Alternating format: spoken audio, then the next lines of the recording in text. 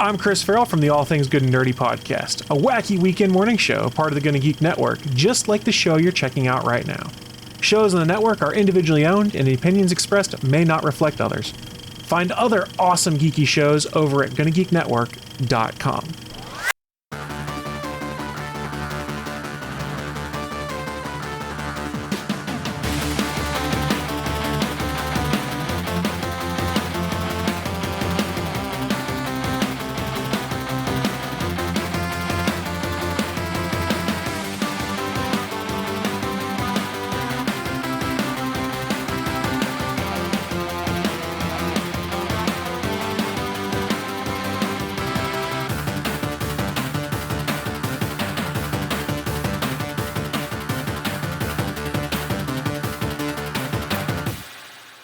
And welcome to Play Comics, where once again we're looking at a video game based on a comic property and how well it represents that source material. And today we might be taking a nap, or we might have just woken up from the nap. I'm not sure, but we did something while we were asleep, and I'm just not sure what it was. I have to have somebody to help me figure that out. So today I have Phil Theobald here from the Player One podcast. Hello, hello.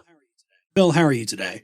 I'm doing great. How are you? I'm pretty good, and I'm really excited about this one because we get to talk about two of my favorite things, taking a nap and Snoopy. I mean, I am always a big fan of both, so I'm ready. So a little while ago, I was trying to convince Chris Baker to come back on the show for something, and he said, "Hey, I see you need a Snoopy game. Talk to Phil or I will not be your friend anymore." Why is that? Well, first of all, you should absolutely listen to Chris because you want him as a friend. Well, yeah, I mean, that's why I'm talking to you partly. Smart move. And also, I've had him on before, and he's always hooked me up with good guests, so Yeah. I don't want him mad at me. Oh, that's very kind of him. I am a big old Peanuts nerd and have been since I was a little kid, which was a long, long time ago. And I've always been very vocal about it. Seabake and I, we worked together years ago during the Ziff Davis days. He was on the PlayStation magazine. I was on Expert Gamer / Game Now, which is a magazine that nobody remembers. But yeah, I was constantly just going on about how much I love Peanuts, the specials, the comics, certainly whenever the rare occasion when a Peanuts game would show up, which I think this might have been the only one that popped up during my tenure on the magazine there. But, I was always right there to dive into it and just enjoy it. Yeah, I mean, I don't know how much of my Peanuts background you are interested in, but I mean, I really want to know, besides the obvious of Snoopy is just one of the greatest characters ever made, what is it that got you into being a Peanuts fan? I was an 80s kid, so I grew up watching all the specials on TV and everything. What really got me hooked on it was when I was really young, my grandma in her house, she had a bunch of the old Peanuts collection books that belonged to my dad and his brothers when they were younger, back in like the 50s and 60s. And she still had all these old collections. So when we would go to her house, I would sit down in her basement and just read those over and over and over again. And the thing that struck me as a kid, I mean, I loved obviously Snoopy and his antics and all the gags that kind of come up around him. But, there's that weird kind of tone of melancholy throughout the strip. And it, of course, that bleeds into the specials as well. And this kind of like acceptance that sometimes things in life are not going to go your way. You're going to lose a baseball game. Someone's going to pull the football out from under you. And you have these tiny kids who were at the time about my age, and they are being very thoughtful and insightful and philosophical about life and everything that gets thrown at you like that. And even as a little kid, like, it didn't really click why that was resonating with me. But as you get older, I started to realize, oh, this was, this is a lot smarter than just the dog is going to put on some sunglasses and pretend to be a cool guy, that kind of thing. And, it stuck with me, and my appreciation of the strip grew over the years. And now here I am talking about Snoopy video games on a podcast. Isn't it great, though, when you can connect with something as a kid and then just as you get older, just keep finding deeper and deeper layers of why you love the thing? Absolutely. It's one of those great things where it's like, even as a kid, it was like, I know this is really good and I really enjoy it. I don't really know why I enjoy it as much as I do, but there's a reason, and it's because it's a little smarter and a little more mature than some of the other stuff that I was also into back in the day. But yeah, and that's I think that's why this series has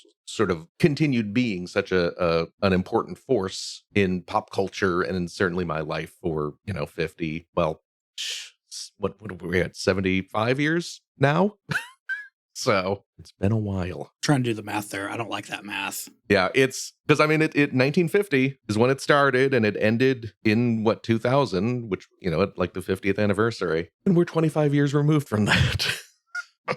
Ugh, that's gross and disgusting. Oh, it really is. When actually right around the time the strip ended, around the turn of the turn of the century. I was living in, and Seabake was as well, because we were, working at Ziff on the magazines, but we were living outside of Chicago, and our job moved all of us out to San Francisco because they were relocating the magazines out there. And I was living with a roommate at the time, the host of the Player One podcast, CJ, Chris Johnston, and we would occasionally just, because we were new to the area, we would occasionally on weekends just like hop in a car and pick a direction and drive and see what we found. And one day we were heading north, just let's see what's this way, and we stumbled onto the Charles Schulz Museum, which had at that point opened relatively recently, and it's a museum that is just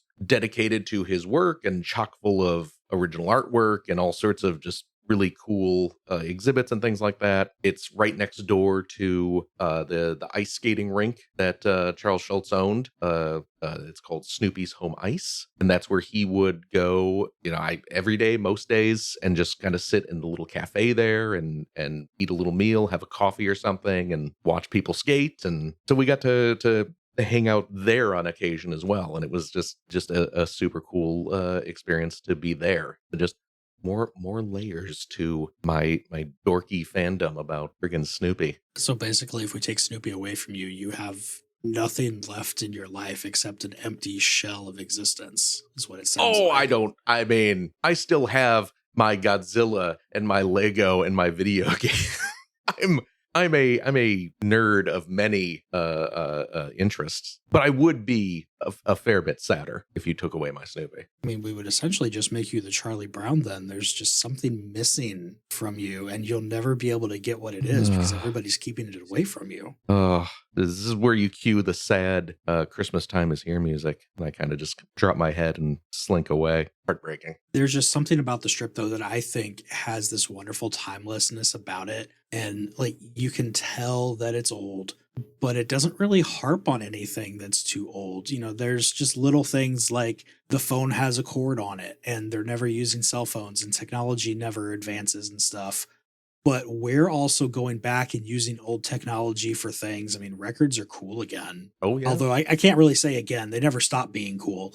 But that kind of thing, it's like everything, the whole strip could be happening now. Oh, yeah. And I think that's one of the things that just really seems to make it hit with me. Yeah, it's definitely timeless. I mean, and a lot of that. I mean, you mentioned like the phones, and certainly there when you see a panel where they're watching a TV or something, the TV is obviously like a 1970s model television or whatever. But the actual themes of the strip, that kind of loneliness or melancholy, like I mentioned earlier, that fear of failure, having a crush on someone and you're too scared to talk to them about it, or stuff like that is timeless. And so, no matter what kind of phone the kids might be using, the feelings behind it are always going to ring true. And I don't know about you, but I definitely have some pets that I swear have to think that they're going on some kind of grand adventure with things. Because, I mean, otherwise, why would my cat run around the house and then just dive under the bed? Oh, I mean, we have a couple cats as well. And yeah, that sort of thing constantly happening.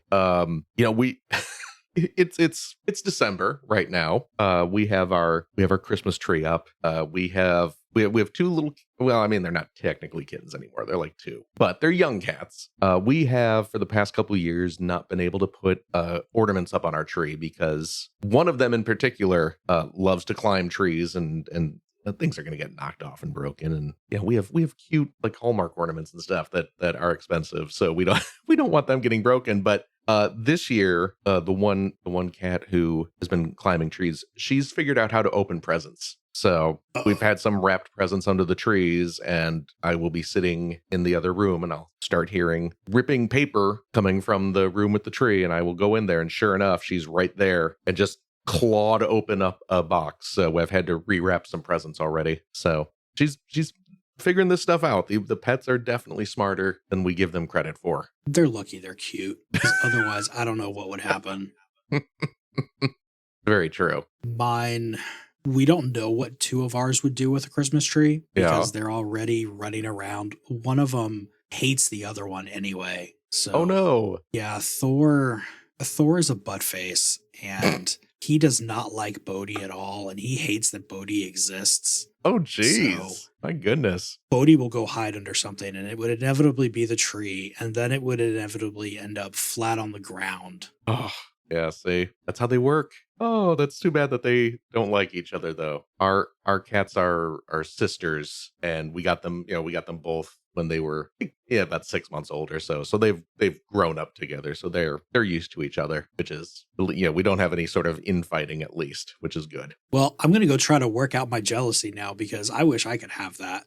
I dropped some promos for a few other things.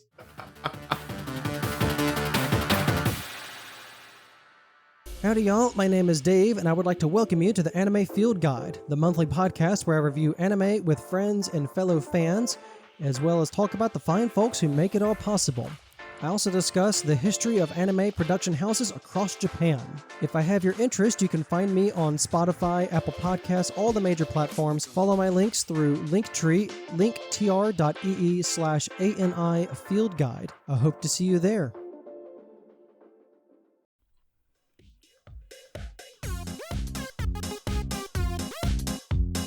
What is Shaken with Shaner? What is Shaken with Shaner? What is, hey! What's Shaken with Shaner? The podcast that celebrates the passion and the madness of the geek, the nerd, and often the absurd. With your host, Shaken Shaner and Psycho Bob the Cat. Hey, make sure you join Shaner and Bob every 2 weeks as they find a new rabbit hole to jump down.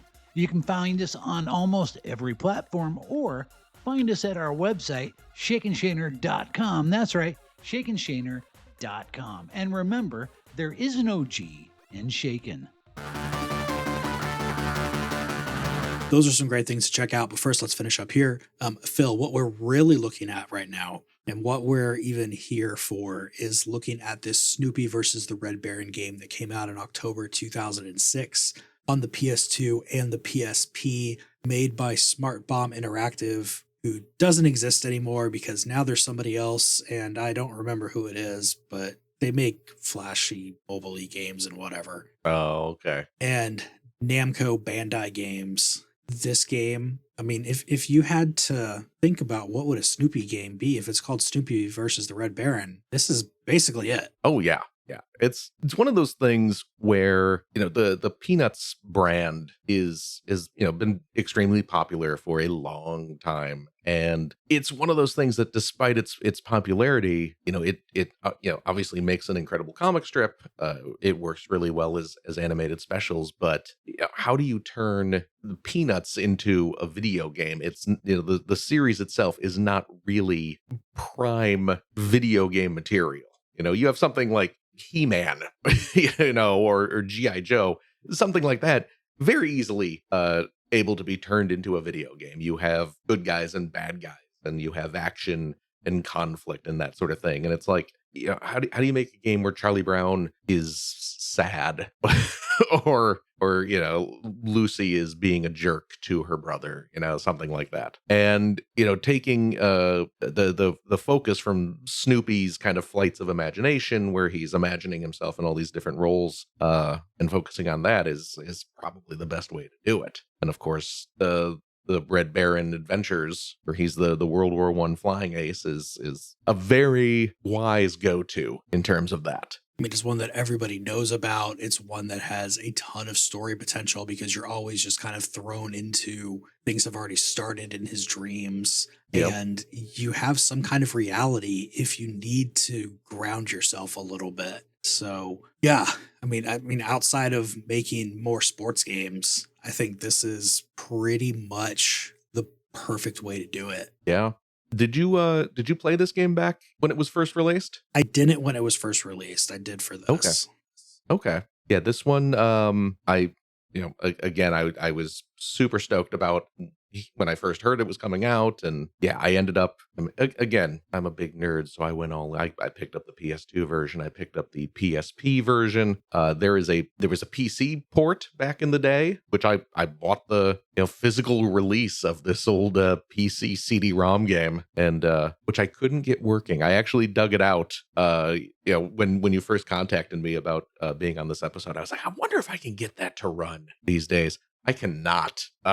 I have no idea if someone has created some sort of, cracked version or something where you can somehow trick modern day computers into running this very, very old CD game, which unfortunately I have an external CD drive that, never gets used anymore, of course, but I dug that out to try and get it to run, but no such luck. Through the magic of still having my computer from college, I could do it if I had the PC port. Oh, that's the smart move, is hanging on to that old technology. My gosh. But yeah, I had been, I was very excited to see this. There was, and I've looked around online for information about this, and I can't seem to find anything about it. A couple years before this game was released, I was at, it would have been E3. I was at an old E3, and at I want to say it was Ubisoft. At the Ubisoft booth, they were showing off for the PlayStation 1, the original PlayStation.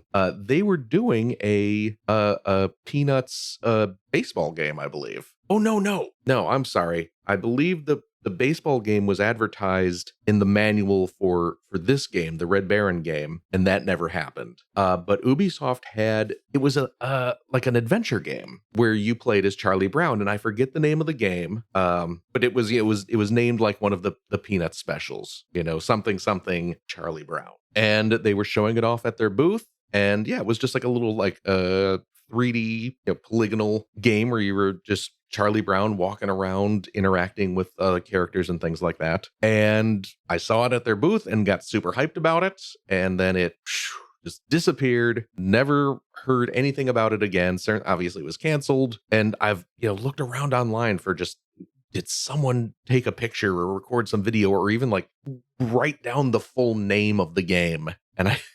And I can't find anything at this point. So I had been very heartbroken because this Mystery Peanuts game that I was looking forward to never materialized. So then when Namco, is Namco Bandai at this point? Or Bandai Namco? I believe so. Yeah. When they announced the Red Baron game, I was like, oh, okay, let's go. So, and now excuse me for just a second. I'm going to roll my chair back here because there we go. It's the PC version. Does this it does have the instruction manual. Oh, it does not have, I thought maybe it would have the little blurb promoting the baseball game on the back cover. It's just an ad for the Pac-Man kart game. I found the PS2 manual online though. Oh. And it does have the page for the baseball game on it. There it is. Okay, good. I'm not going nuts. I did correctly remember that. And yeah, that obviously never materialized. But thankfully, Snoopy versus the Red Baron did. And, the real shocker about this, because as much as I love Peanuts, and as much as I love the idea of a Peanuts video game, there's always that fear of a game based on a children's property. And, the reality of the situation is that those games sometimes are not the best. Sometimes it's just a quick kind of license cash in, and they're not too concerned about making the game good as much as they are about having the recognizable brand on the box. But I don't know I don't know your opinions on the game, but I was actually very surprised at how much I liked it. Peanuts is in a really weird spot with video games too, though, because at least for what I've looked at on the show here, and I'm sure there's ones that came out other places that I didn't get to, or PC only ones that I'm not going to get to. Right. But you had that Atari 2600 game that it's an Atari 2600. Like I'm too young. I can't get into those. I just can't do it. Fair enough. But also, like, I don't hate myself for having played it. Right. So, I mean, I guess it's as good as any of those can ever really be. I mean, honestly, I'm very old. I grew up with the Atari 2600. It was my first video game system. I adored it. I played so many hours of that when I was a kid. But even with the nostalgia for me, I can't sit down and play a 2600 game for more than like 5 minutes before I'm just like, okay, I get it. This was fun back in 1981, but I can't do it at this point in my life. I mean, you've got Snoopy Sports on the NES that is essentially just a collection of mini games. It's good for what it is, but I mean, I'm never going to tell anybody you definitely have to go play it. And you've got the Snoopy tennis game that is cool. Let's make a tennis game. Yeah. Other person comes around. Oh yeah, you should make it Peanuts related. So, I mean, you've got a good tennis game that just happens to be Peanuts related. So I had absolutely no expectations going into this one because I had no idea at all what would be going on. And this thing is better and more fun than it has any right to be. It's crazy, right? It is, you know what it reminds me of is, did you ever play the Xbox game, Crimson Skies? It has been a really long time. Okay. But I can see it. Crimson Skies is an old, for those who don't know, it's an old Xbox, the original Xbox. I was about to say Xbox One, but it's not an Xbox One game. Xbox One is a different system. That is not the first Xbox. That's a whole other issue. But it was an old game for the original Xbox. It was a dogfighting game. And it was super fun. It was a great game. And Snoopy versus the Red Baron feels like, to me, basically Crimson Skies for kids. And it works super well. I mean, it pretty much is. You go through and you have your objectives and you do them, and nobody dies because it's Peanuts. So, of course, nobody dies. Right. And, I mean, it's basically an NES cute 'em up. I don't know why it had to be NES, but it is. That's what I said. I'm going to roll with it.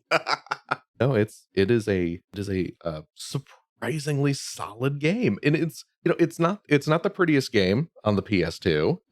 I do not know anything about the behind the scenes making of this game. It feels kind of low budget, from the whole package just kind of feels like they didn't have either a ton of money or a ton of time, possibly both, to put it together. But despite that, it is still a really solid, fun little action game. And it works. And it's not like somebody came in and just had a dogfighting game that they wanted to slap Peanuts on because, absolute worst case, that's exactly what it was. And then they came in and put all the actual characterization in there for everybody. Yeah. Like the voice acting, I mean, you're right. It's obviously little kids doing it, and it's not the best voice acting in the world, but also PS2 era wasn't getting wonderful voice acting anyway. So it's not like it's distractingly bad or anything, but I mean, they're delivering lines that I 1000% believe would be written by Charles Schulz for the comic strip. Yeah, and that's the thing too. It's like, you talk about the voice acting, and if the game had like really super high fidelity produced voice acting by professional known voice actors, it wouldn't feel like Peanuts. This, like you said, it's sounds like kids. It sounds like they're possibly recording lines in a couple takes and they're splicing bits of audio together. I mean, you go back and you watch any of the old Peanuts specials, and the delivery in those is so it's very clearly dialogue that was spliced together from multiple takes because you're trying to get 6-year-olds to say these, multi-syllable words that they have clearly no idea what they mean. So you're getting the best possible take and you're splicing them together, and you get that sort of stilted, all I want is what's coming to me. All I want is my fair share, and And it sounds like a Peanuts special, and this game has that same tone. And it, yeah, like you said, the dialogue really does sound like an authentic Peanuts voice, which I would imagine is not super easy to do. And this wasn't too long after the strip ended, so that was still fresh in everybody's minds. Like, you could not mess that up and get away with it like you could now. Although now I don't think you'd be able to at all either. Yep. You know, it's funny you're mentioning how some of the games, like the older ones, like the tennis game, feel like they might have just been developed as a, just a generic tennis game. And, oh, we got the Peanuts license, so change some of the sprites to look like Snoopy and Charlie Brown. The NES game, the Snoopy Silly Sports Spectacular game. I don't know if you are aware of this, but the original Japanese version of that game, it's a Donald Duck game. No, I could have had a Donald Duck game. Yeah, I mean, hop on eBay, do a search. You could probably find a Famicom cart for not that much money. You could still import your Donald Duck's sports game. I'm definitely going to do it. As well you should. You know what? Just out of curiosity, popped onto eBay to see what copies of that game were going for. They range in price greatly, just for like a loose cart. There's some people selling it for, again, cart only with shipping. You're going to pay like $20. But then there are other people who are like, oh, cart only. The cartridge is $8, but I'm also charging you $80 for delivery. So I don't know if that's just people trying to take advantage of people who are desperate for Donald Duck sports action, or if it's some sort of like way to counter tariffs or something. But Donald Duck is available for Famicom if you so choose. I think I might have to make it happen. I will Not warn for you. $80 of shipping, though. Yes. Well, yeah, like I said, there is another, there's another copy here that's gonna end up costing you $20 all in shipped. There's a $35 one with free delivery here. I will say though, as someone who did purchase Snoopy's Silly Sports Spectacular for the NES back in the day, brand new, because again, even in the 80s, my Peanuts nerdiness was at a full bars. It's not a very good game, so please be aware. Oh, I know exactly what I'm getting into. Okay, good. as long as you're not expecting some sort of hidden gem from the NES library, you will be okay. No, not at all. Okay, good. This is definitely get the friends over with shots. Yes. Because yeah, some of those little mini events are extremely frustrating, and I cannot imagine. There's a pole vault event that I could barely do as a kid, completely sober. Of course, I can't imagine trying to do that after a few shots. But I wish you the best of luck. What else would be fun though is getting friends over for this Snoopy versus the Red Baron game with shots. Absolutely, because multiplayer on here. Yeah. I mean, except for the part where the PS2 only lets you have 2-player multiplayer. And for some reason, you can get like 6 or 7 on the PSP. Oh, yeah. Make that one make sense. We have multi-taps. Let's use them. Seriously. That's the added value of the PSP version. That's maybe we can get some people to buy both copies, which, I did, but. I mean, it's good on a Peanuts level. It's good on just a flight simulator level. It doesn't really have any story to speak of. It's just Snoopy is fighting against the Red Baron and Peanuts people are doing exactly what you'd think those Peanuts people are doing. I mean, you've got General Lucy and Janitor Charlie Brown and people running the gamut in between there. It's crazy. Yeah. I was amused at how well Lucy takes to the role of a military general. Something about seeing her wearing the full military outfit and everything. I was just like, no, that makes sense. That actually works. That is very much in character. Yeah, there was absolutely nothing weird about that at all. And I'm not saying that sarcastically at all either. No. It's perfect. Yeah. It is exactly what you would imagine. And her forcing Linus to be second in command also makes perfect sense. Yes, indeed. Oh. As we start to wrap things up, what do you think are the biggest things that this one really gets right looking at the Peanuts franchise? It like we were talking about earlier, it is this is a franchise that is difficult to gamify, and I think doing the Red Baron angle, kind of going into the world of Snoopy's imagination, was a very good choice. It does give us some sort of kind of action. It does introduce a very notable villain with the Red Baron.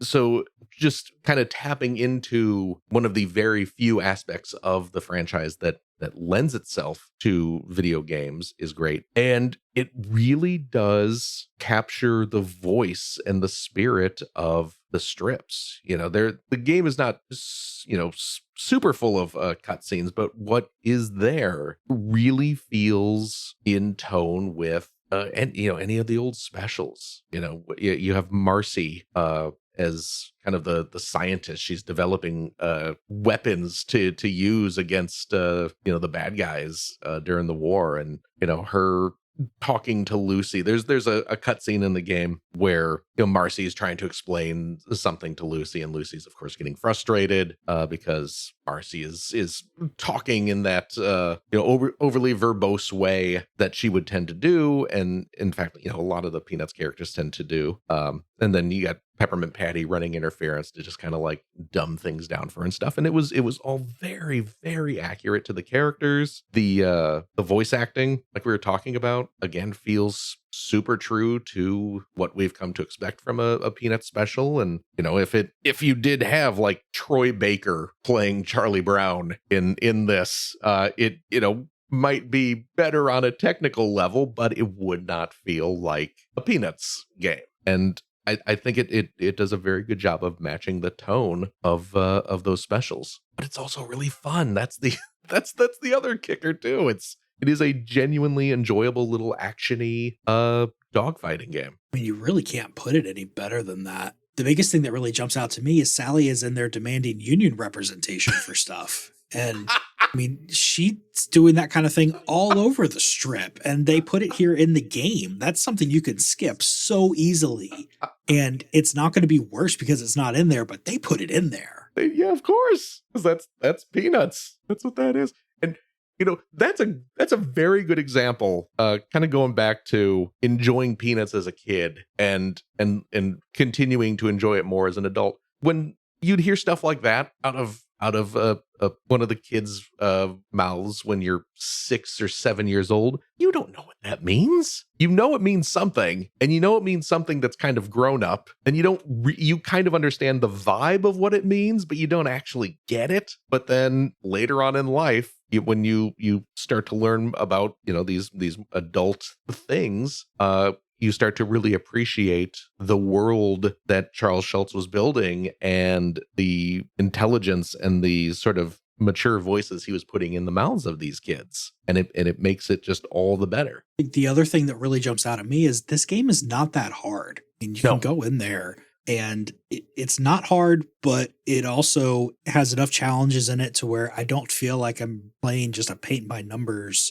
like fly from point A to point B, and that's all it is kind of game. So, I mean, just like Peanuts, this really can be enjoyed by the entire family. Oh yeah, for sure. And yeah, it's not a terribly long game. You can probably plow through it in like 4 or 5 hours if you really sat down. But yeah, you can tell that they wanted to design a game that was actually fun. This is not one of those instances of let's just slap together a basic game and then throw some Peanuts sprites on top of it. You can tell that they actually said, we are making a Peanuts game. How can we best represent this series? What can we do to match the voice and the tone of it, while also still being a really fun video game? Because, again, the game doesn't feel like it has a huge budget, but it does feel like it had a lot of thought and a lot of heart put into it. And you end up with, again, not a long game, not a terribly difficult game, but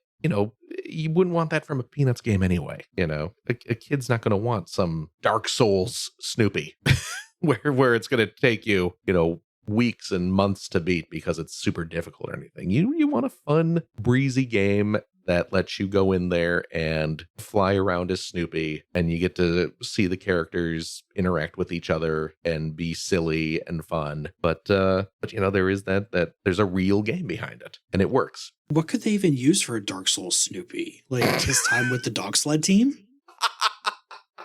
I know, in the comics, there was Snoopy's next door neighbors had a cat, and you don't ever actually see the cat. But every now and again, like the cat, you just see like a claw come out and like slice a chunk out of Snoopy's doghouse or something. So maybe the final boss could be just like a horrible, Lovecraftian version of Snoopy's next door cat rival or something. What do you think this one really gets wrong looking at the Peanuts franchise? What it gets wrong?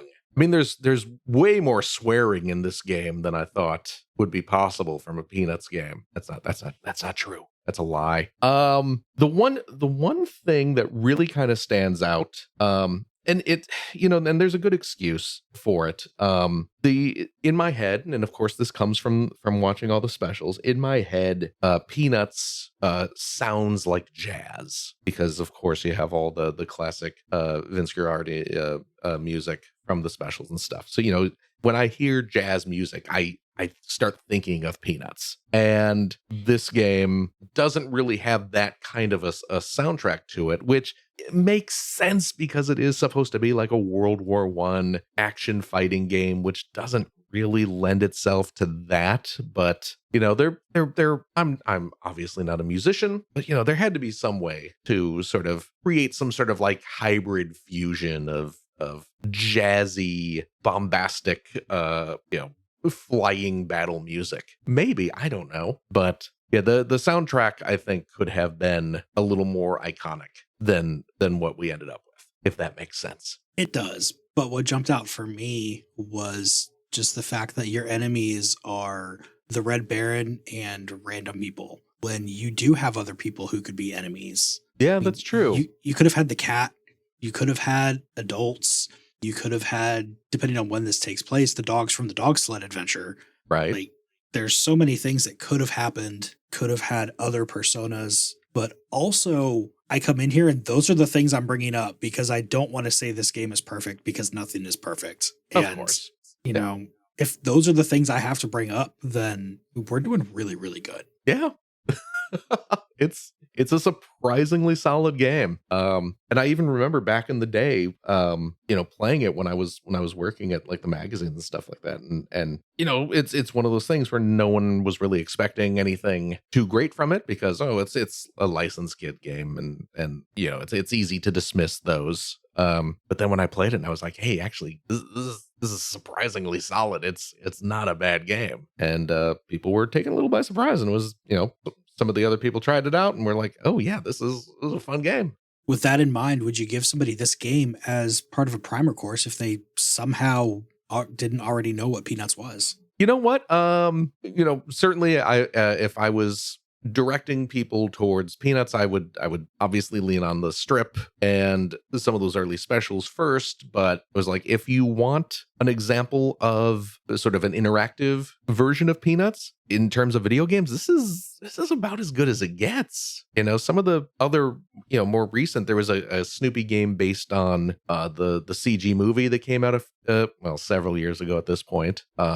There's a new Snoopy game that came out, a couple months ago, in fact, for like PS5 and Switch and stuff like that. But and those games have their pluses and their minuses. But this game is better than all of them. So is this the best Peanuts video game? It might actually be. It's definitely the best one I've looked at on the show so far. No question. Yeah. Which other ones have you looked at again? The 2600 one, Snoopy Tennis, and the Snoopy Sports Spectacular. Okay. So yeah. So it's a really low bar, but it is. Yeah, it's easily better than all those. Yeah, for sure. So yeah, this might be the best one. So yeah, if someone's like, I like Peanuts, I want to see how you can do that series right in a game. This is the one to play for sure. The only thing keeping this one from being like super 1,000,000%, I'm definitely going to give this to somebody to introduce them to Peanuts, is you do kind of need to know who people are before you get into this. because it doesn't really tell you who people are. I mean, you could figure it out real quick. That is very true. But it is very much, you're not going to get why Lucy makes sense as the general unless you are, you have that background with the characters. That being said, it takes like 5 seconds to get all the background you need for the characters. So this is still going to come out really early. Yes. And finally, let's take care of this lack of other villains. Yeah. Who are like 2 or 3 Muppets that you think would make a good other villain to be fighting alongside the Red Baron? Now, wait. Did you say Muppets? Yes, I did. So we want to introduce Muppets into this. Yep. Okay. And as villains, Muppets as villains. I mean, Statler and Waldorf seem like a kind of obvious one. Mm-hmm. You could have one of the biplanes that has like the 2 little seats in it with, maybe one person's the gunner and, Statler's piloting and Waldorf is the gunner. It feels, in my head, I think of Muppets who are, perhaps not villains, but occasionally antagonistic. But it also it's a weird fit here. I think Sam the Eagle when I think antagonistic Muppets, just because on like the Muppet Show, Sam would usually show up as sort of the, the fuddy-duddy, or, he's the one sort of censoring the fun of the show. What are you lunatics doing in here? That kind of thing. He's the one showing up to spoil everyone's fun. But it would also be weird to have him as a villain, since he's, his whole point is he's an American bald eagle, fighting against presumably the American forces. I've got it though. He could be trying to keep Snoopy from being able to take a nap. Oh, that's also true. That's a good point. You're being too lazy. Come on, get up. We have things to do. Perfect Sam the Eagle behavior. And oh gosh, who else? Who else would be a good? I mean, if we want to dive into Sesame Street, you got Oscar the Grouch would be a villain, throwing trash around or something like that. Although I always loved Oscar. When I was a kid, he was my favorite of the Sesame Street Muppets. So I hate to cast him in that role, but I could see it working.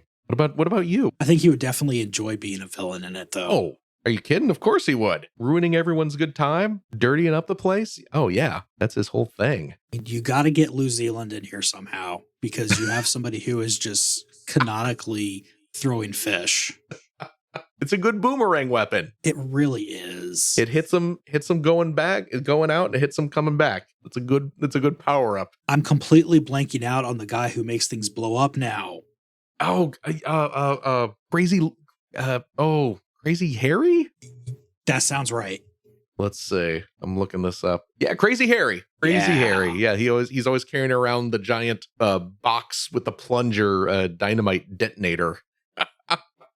Oh, which reminds me, I got to sit down and watch Muppet Christmas Carol at some point soon. It's that time of year. You should do that any time of year. Absolutely. Oh my gosh. Well, Phil, it has been great talking to you about all of this. If people want to hear more from you, where else can they find you around the internet? As you mentioned at the top of the show, I am one of the co-hosts of the Player One podcast, which you can find, in your favorite podcast listening app or at playeronepodcast.com. I am on the Blue Sky. I am Whimsical Phil on Blue Sky, so feel free to follow me there if you want to see pictures of toys and novelty snack foods and video game nonsense. And yeah, those are my main 2 online outlets. Well, just like always, we'll have links to all that stuff down in the show notes, because clicking links is so much easier than trying to remember how to spell things.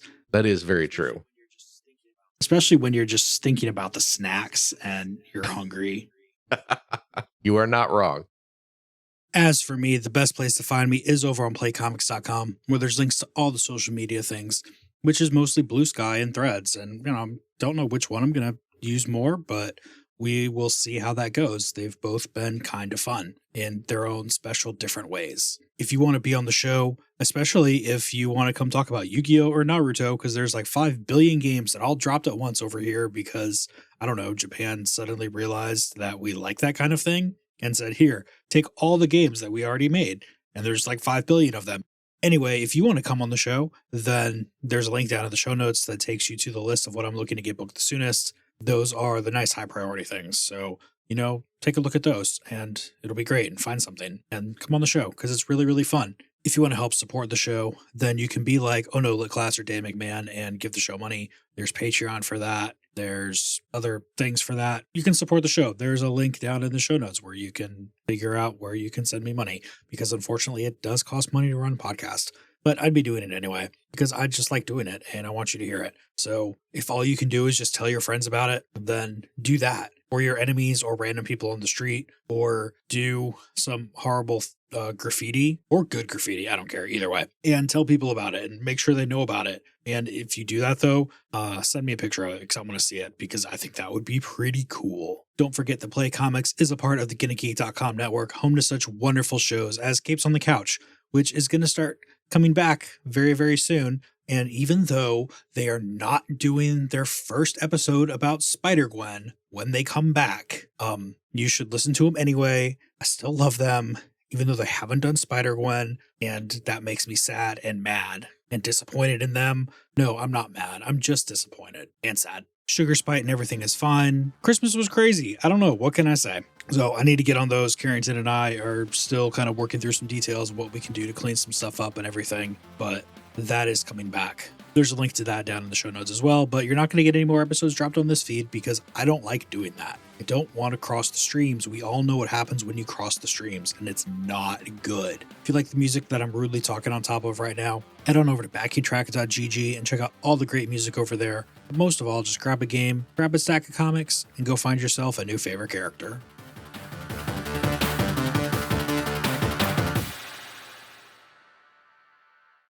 What could they even use for a Dark Souls Snoopy? Like his time with the dog sled team?